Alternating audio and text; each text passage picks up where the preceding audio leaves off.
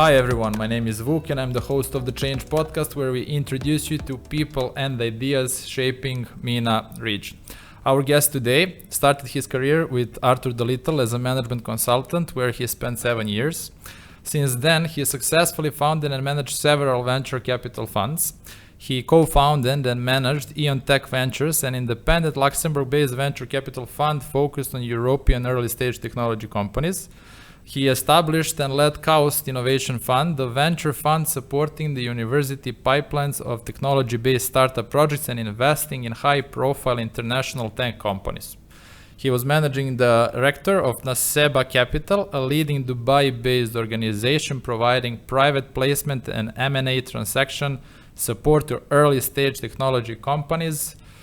Today, he is an executive director of applied research, innovation and entrepreneurship at Higher Colleges of Technology. Without further ado, I would like to welcome Mr. Nicola Bettio to this episode of the Change podcast. Yes, hi Vuk. Thank you for coming. It's a pleasure, to have you here. We had a super interesting conversation before we started, and I'm excited about the topics that we'll be discussing today.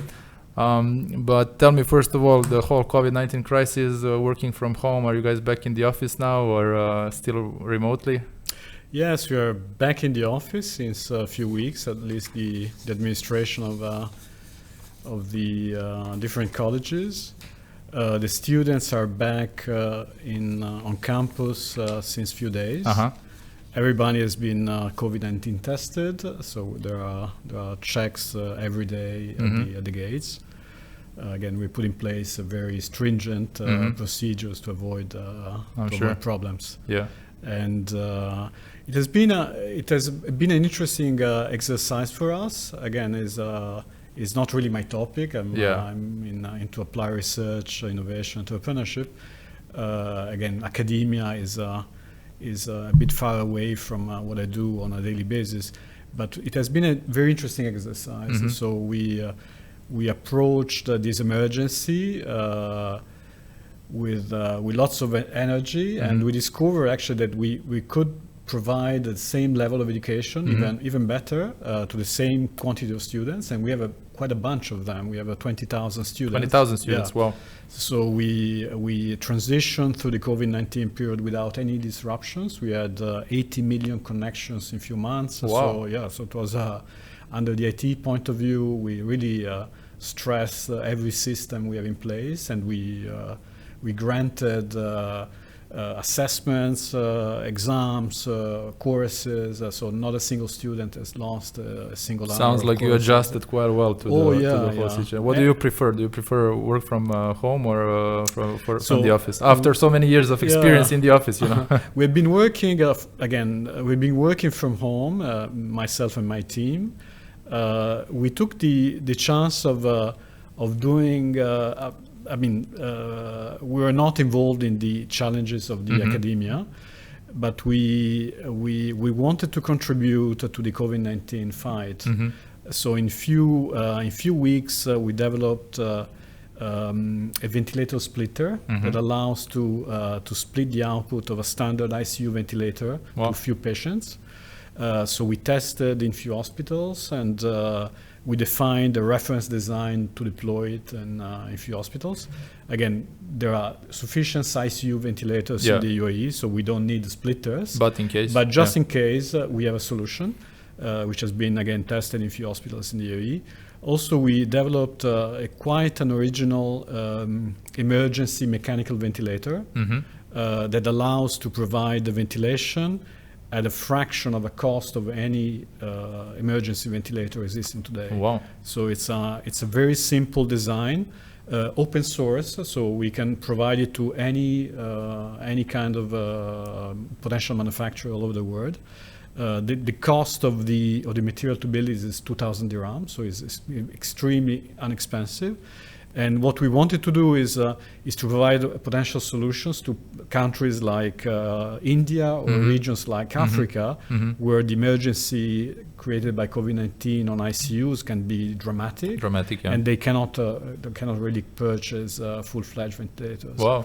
So we did all this in a few weeks, working from home.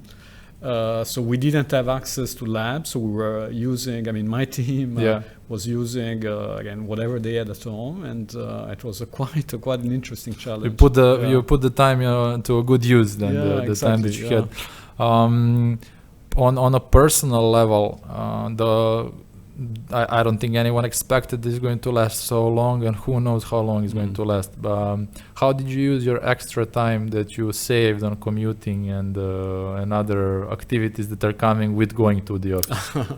Yeah, actually, unfortunately, I was not generating extra time. Again, I've been using that time to work. Again, when you're at home, there are no threshold, no limits between your personal life and working, so you end up working hours and hours. So it was a bit tricky. No, I'm sure. I think it ended up that we all worked more than we worked when we were in the office. But you've been how long? What's the length of your professional career now? 3 decades. No, a bit less than that. So I joined. Maybe you're right. I joined Arthur De Little in the Milan office in '92. 92. So getting close to getting to. So now after you were. I don't like this question because I'm below. Okay. So after 15 years in business, but this forced you to, rethink some of the, principles, activities that you had all your life. Like, what's your biggest takeaway from this period? What's the biggest lesson that you can point out? I think is true for everybody, and not just for myself or whatever I've done in life. I think giving nothing for granted. So in few weeks, all your references can disappear, and you find yourself either in a business or in a social or in a personal situation that is different from what was a few weeks before, and a worldwide scale, not just locally. So this is something that is a big lesson for everybody. Definitely. It's worse than a war. A war is localized.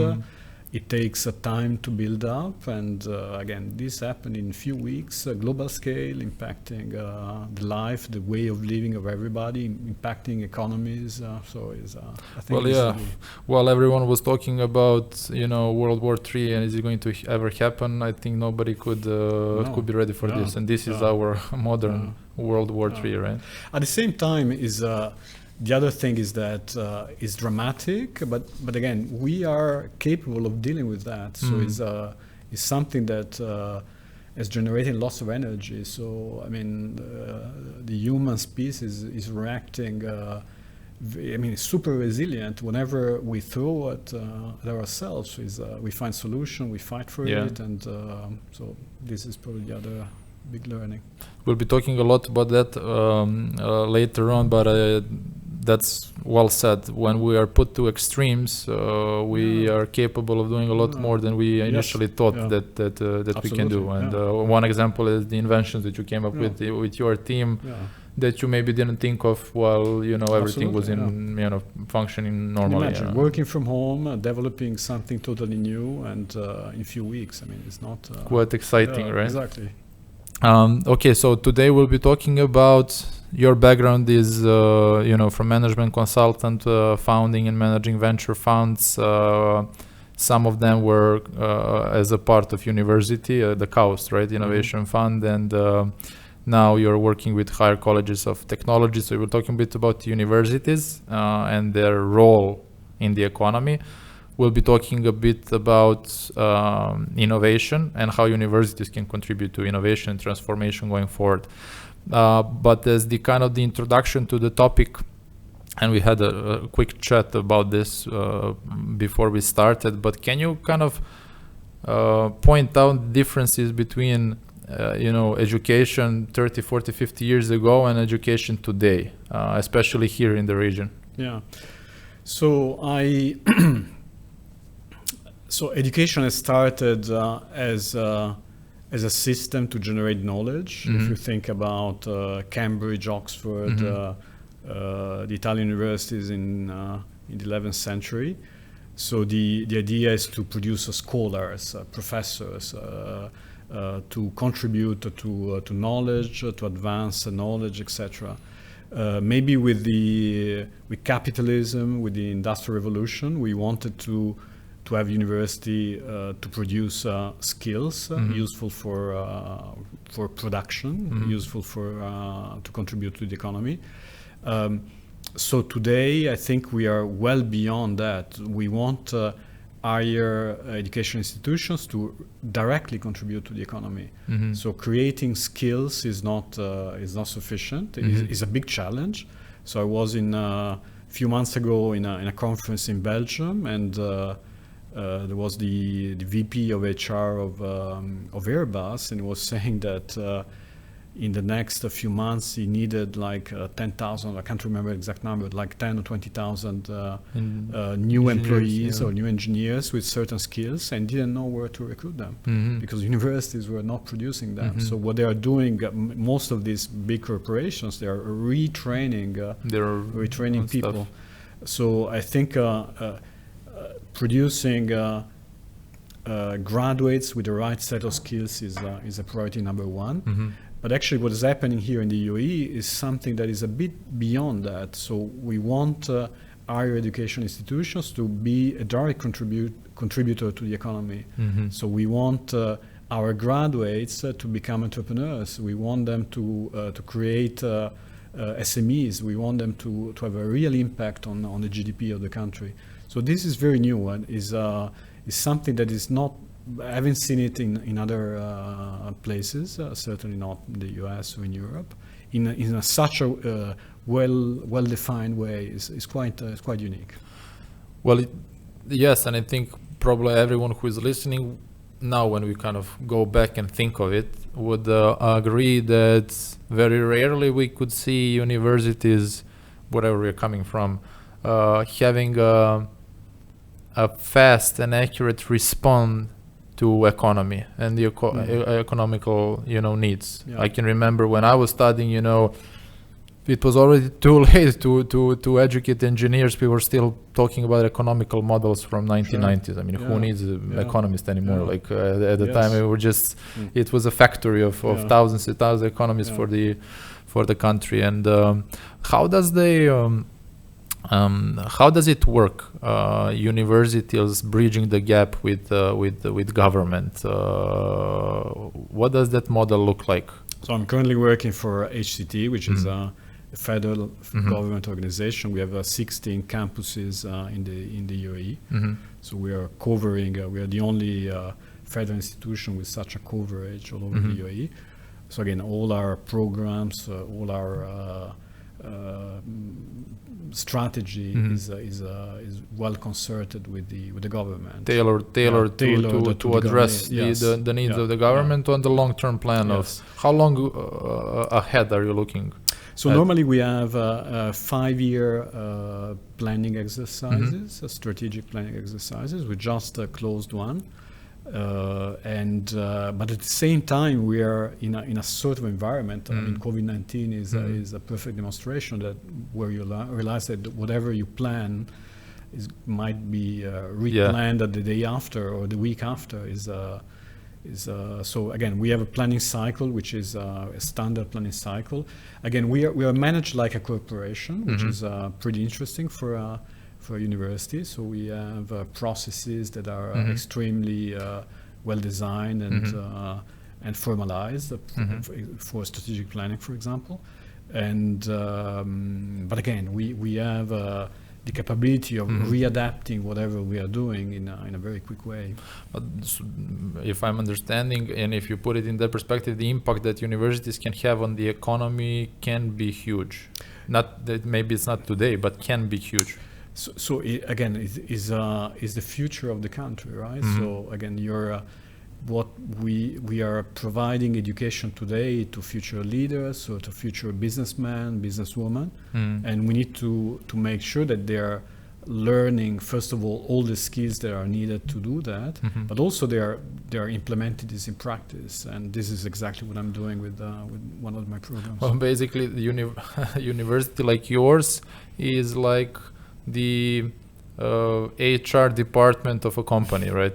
What's your university for the country is like the HR department of a corporation, right? Yeah, and actually that's interesting what you say because Our chancellor is the Minister of Human Resources. Wow, so that makes perfect sense. And again, this is also a demonstration how well designed is the system in the UAE. So you have the biggest university in the country that is led by the Minister of Human Resources. Which makes sense now when you Really say it, sense, but it's very probably rare to see something like that. I don't So what's your role within the college? Yeah, so I joined Higher Colleges of Technology last year. And I'm in charge of applied research, innovation, entrepreneurship. So there are three areas that are under my responsibility. The first one is applied research. Again, we are not, we are driven by impact, as I mentioned a few times. So we are not an institution that is doing research per se. We're not doing R&D for the sake of doing R&D, or R&D just for to publish the results on a nice paper on Nature or Science. So we do research only when it's meaningful, when it has an impact on the society, it has an impact on the private sector, on the government. So we want a strict relationship with industry partners. We want them to tell us what they need from us, and we want to collect the right resources in terms of faculty, in terms of labs, equipment, in order to answer their demands. So all our applied research is in a way demand driven. So we tend to we map our capabilities against the needs of the society, against the needs of the major industry players in the region. So in the region, in the UAE, essentially, and we want to engage with each of them, providing solutions. Again, nobody cares about fundamental research nowadays, basic research nowadays, even in other countries. But what we are doing here is very much driven by impact. So we want to really find solutions for the industry, for the government, or for the society. One example is the COVID-19. And the way how you responded to it. Exactly. So we want to do something that meant something, not for an article. They're actually giving results that you can, tangible results of the work that you're doing. And it's interesting now going back, and you said, a couple of decades ago, the schools were working more on developing your knowledge and skills. Now I'm underlining the word impact. You want to have an impact on the economy.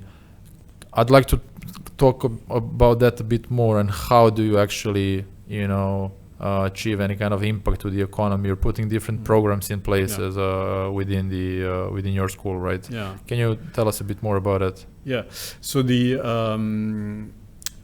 so this is the other part of the activities we are running. So the all what is related to entrepreneurship.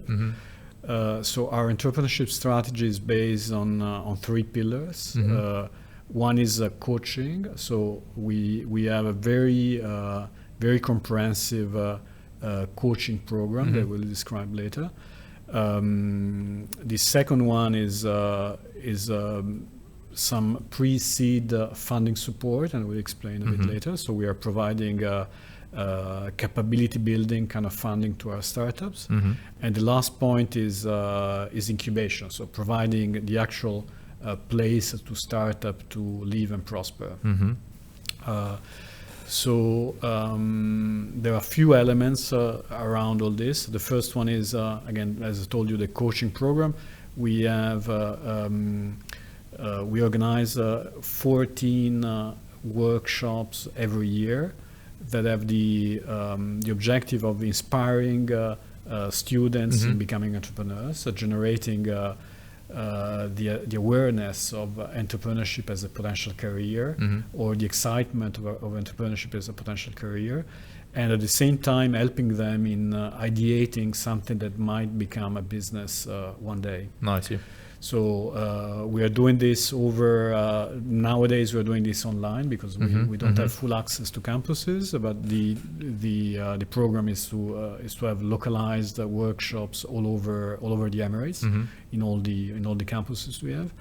The other point are startup boot camps. So when there is a group of students or faculty working on an actual business based on technology or not, we organize boot camps, which are 3-day kind of very intensive coaching sessions that are basically providing the key elements on how to fine-tune your value proposition, how to make the next steps in order to become a company, how to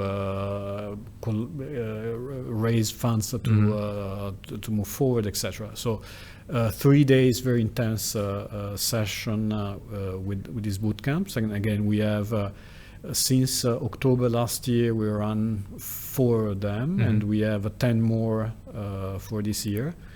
Who's running those workshops? Faculty staff? You're bringing in entrepreneurs? No. We have dedicated teams running that.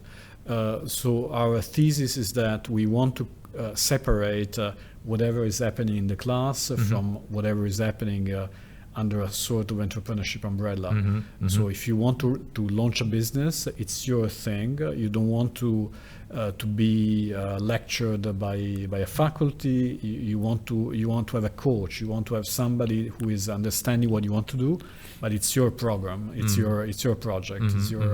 It's your life basically. So we want to make sure that these future businessmen and businesswomen are fully empowered, and we keep them away from the typical environment of which academia. Makes sense. Yeah, which makes sense.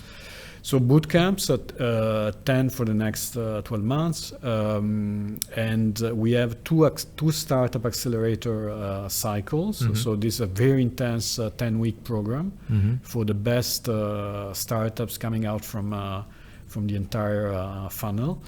And again, we have 2 cycles per year. We have on top of that, we have talks with entrepreneurs. So we want to invite people who are going to inspire our students with their experience. So people who made it, people who have been successful in entrepreneurship. And also we have a constant presence with office hours, where any startup team can come and get answers to any question they might have, from strategy to legal to IP or whatever you want. As a part of the whole coaching and mentorship. So all this is the coaching thing. I truly believe that this is the most comprehensive startup development program certainly in the UAE, but maybe in the GCC. Among universities? Yes, among universities, yeah. Or in general? I would say in general is massive. So we are dealing with very big numbers. So again, I told you we have 20,000 students, and the entire program will involve more than 1,500 students. Yeah. So is that for the program is structured for like final year, or any student, whoever is showing the ambitions to. So there is not an age for becoming an entrepreneur. Yeah, so that's true. And the best ones are those who have dropped from college, which you are not promoting. We are not promoting, of course, but they know it. And the students tend to know it. Yeah. But sorry for interrupting, but I think that all of us are aware that there is a lot of subjects that we are learning about on universities that would make completely different sense if we had the practical knowledge at the time. 100%. So if you can send me back to college now, I'd probably pay attention to 50% more classes than I did at the time, because at the point I didn't know a business model, or like marketing, etc. Yeah, but that makes sense. It makes a lot of sense. So in the classroom, you learn about marketing or accounting or maybe some engineering subjects. when you work in a boot camp or in the accelerator with your startup, you apply all this into real life. So your purpose is not learning about something, is to running a business. So you need to know exactly what is VAT, or how to issue an invoice, or the problems any business person is facing from very simple business to a very complicated one are different from what you learn. Then what's the better time to work on your idea when you have free mentorship and coaching around you, and so many professors who can step in, or coaches, mentors that can help you out? Once you're out of the college, it's not that easy anymore to knock on the same doors, right? Absolutely, so it's a huge opportunity. Absolutely, and again, it's something that is in place, is working. We have lots of students that are really engaged in very interesting startups. And we are very happy on how things are moving. And again, all this is happening very, very fast, because we started last year, and we put in place something which is really massive. Sounds exciting. So this is basically, we're talking about a certain funnel that goes through three phases. First one is coaching. And as a result of that phase, probably out of 1,200, you end up with a certain number of. So this, the best startups end up in the accelerator. So where they really become, the purpose is to make them real companies. So capable of developing their customer base, generating revenues, hiring people, etc., etc. So impacting really the economy. So in terms of employment, in terms of GDP. The other part that I want to mention is the fact that we have today we have three main incubators that are top-notch incubators. So we have fabrication, so we have prototyping facilities with usual kind of equipment, so 3D printers, CNC machines, all the kind of equipment you find in fast prototyping labs. The same places can host the startups, so that we can have a co-working facilities, but also we can provide workshop space or office space. We have three of them, Dubai, Sharjah, Zaheima, and we are planning to deploy 13 more in all the other campuses across the UAE. Wow, that is massive. Yeah, again, I'm telling again, it's not because I'm working with this stuff, but it's really impressive. What we are doing is quite unique. It's certainly unique in the UAE. And it sounds very structured, and kind of it has all of the necessary elements to actually make an impact, right? You have the government, you have the talent, you have professional and experts around them to kind of help them and push them through, so that you can actually make an impact on the economy. So you mentioned as well that university is providing pre-seed investments and support and so on, and what we were describing now is basically a path or the framework for launching a university spin-out, right? Yes, exactly. If you can just unpack that and throw a bit more light on the topic of university spin-outs as a part of the overall strategy. So again, the ultimate goal of most of the technology developed within universities is to be commercialized. Again, the framework of reference is the one developed in the US, where most of the research was funded by the government, and the government wanted to make sure that all the research is not distributed to big corporations for free. So they were funding, they wanted to make sure that some returns were brought back to universities. So what they did in the US was to create what they call the TTOs, the Technology Transfer Offices, that have the main purpose of protecting the IP, so the intellectual property. So you're a faculty, I want to make sure that whatever you have developed is well protected, that they cannot be adopted by a big corporation, patented, etc. And at the same time commercialized through a license agreement. So again, there is something you have invented. I want to make sure that a big corporation is paying in terms of royalties to the university, the use of this technology. Mm-hmm. So this model has been adopted, unfortunately, by many universities all over the world. Yeah. And I say unfortunately because it's not adapted to the situation in most of the European countries. It's certainly not adapted here. Mm-hmm. So what we want to happen here is to make sure that whatever is invented within higher education institutions or universities is freely made available to the society. Yeah. We want to make sure that startups are free to use any intellectual property developed within our labs. We want to make sure that the industry partners are adopting any kind of innovation coming out from the universities, and we are not there for making a profit out of IP. It's more about the impact that we talked about previously. Again, what we want to happen is a full-scale adoption, and very often focusing on generating profits out of IP is really detrimental to generate impactful IP. So. Yeah. But the eventual idea, which again makes super sense, I don't know why we didn't do it before, but is to commercialize. So obviously you groom the talent, you help them to come up with the idea, you nurture them, you supported them along the way. They came up with a tangible business model. You help them structure, spin them off, and commercialize them, so they actually make the impact to the economy, not necessarily make a contribution to the university itself. So university can not generating revenues for the university. That's not the initial idea of university, right? It's not. What happens in the US is that it's not what you described. So a group of faculty invents something.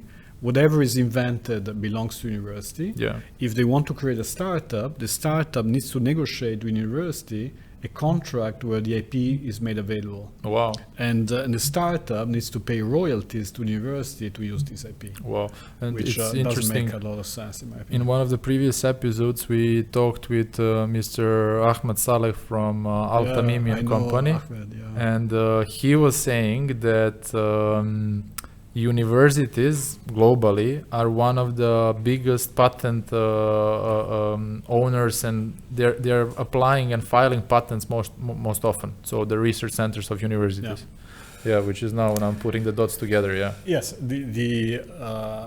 that's true. Again, his business is to file patent applications. So again, is encouraging anyone to file patent applications. But again, sometimes it's really, goes against what you want to do ultimately. At the end, universities are not the same as corporations. Corporations and businesses are made for profit, right? Yes. Universities are made with a different goal in mind. If we talk about university venture funds, now we are putting the dots together. Your experience with venture funds. Can you explain us a bit more the concept of university venture fund and what's the role of university venture fund in the whole ecosystem now? Again, I'm by trade. I'm an investor. So again, I started my career as a consultant, but again, I spent most of my career investing in startups. In different geographies. The fund I set up was based in Luxembourg, where we were investing in Italy, France, and the UK. I spent 1 year in Russia. We've been investing in Russia startups, and so again, this is my subject. Today, most of the venture capital industry is not focused on technology. So when the venture capital industry started in the 60s in the US, the VCs were scouting for technology in the university labs. And they were trying to build technology startups out of innovation coming from labs. Today, they are funding the Ubers of this world. They are funding the WeWork of this work. So there is very little technology there. There are innovative business models, but there is very little technology. There is not real innovation. There is innovation in the way we consume or we get certain services, but we are not funding space technology. We are not funding new biology, quantum computing, or whatever. So the real technology today is totally underfunded by the venture capital industry. And so what we have been seeing worldwide since maybe 10 years is the emergence of university venture funds. So where the traditional VC community was operating before is now the hunting ground. I mean, the support ground, I would say, of university venture funds. So university venture funds are covering this gap. So pure technology is too risky to be funded by business angels or today by venture capitalists. They're totally neglecting pure technology. And because of its risk, right? Because of the risk, and because they can make much more money investing in a Series F round for Uber or a pre-IPO round for a big let's say big technology startup like Uber. So the most of the investment money to technology startups today is coming from university venture funds, and in the last 10 years we have seen a proliferation of these funds. So there is a $250 million University of California venture fund. Oxford and Cambridge have been launching the venture funds since ages, and they've been supporting technology startups since a very long time. At Tsinghua University in China, they have a $1 billion university venture fund. $1 billion. Wow. Where are the funds coming from? From the government. From the government. Yeah. So the same. Sometimes, So there are few. Let's say. Few different situations. So there are some university venture funds that are funded with the endowment of the university. So again, still money coming from the government. Other venture funds have mixed capital, so either some corporation sponsoring a portion of these funds. There are funds funded by alumni, or sometimes students themselves have a very small seed funds, and they put money together in order to provide funding sponsors as well. So there is a wide range of university funds. So from the one I just mentioned, so this $1 billion Tsinghua fund, to maybe $10 million student fund of some organizations. But the point is that there is a big gap today in funding startups that didn't exist 10 years ago. So today, technology or startups coming out from universities are not properly funded because of the lack of these university funds, which are emerging, but they are not widespread. What's the solution for them? One could be university venture funds, but what's the other way for them to get funded? Yeah, so the it's not an easy thing. So startups, technology-based startups are very risky, and you need sort of very patient capital that is able to stay there patiently with a team, with a company for 10 years, and this is well beyond any kind of return expectations of a normal fund. So either this is done by the government. So in certain countries, the government is very present and provides funding to startups in different ways. But again, the most effective way of dealing with this problem is to empower the university themselves. The universities know which kind of technologies or which kind of business models can be effective. They know the faculties involved. They know the team members. So the most efficient way of dealing with this is empowering the actual universities. Yeah, no, it makes sense. And this is the first time that I spoke to someone who, with your knowledge and experience of universities and bringing me closer to the ecosystem. And it makes sense. It's super intuitive when you think about it, and then you're surprised why can't you see it more often.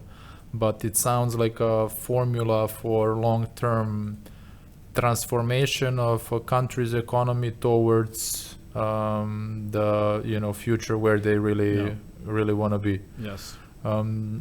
Nicola, thanks for the conversation. It was really insightful to me. Yeah. Thank you for the questions. Were pretty good questions.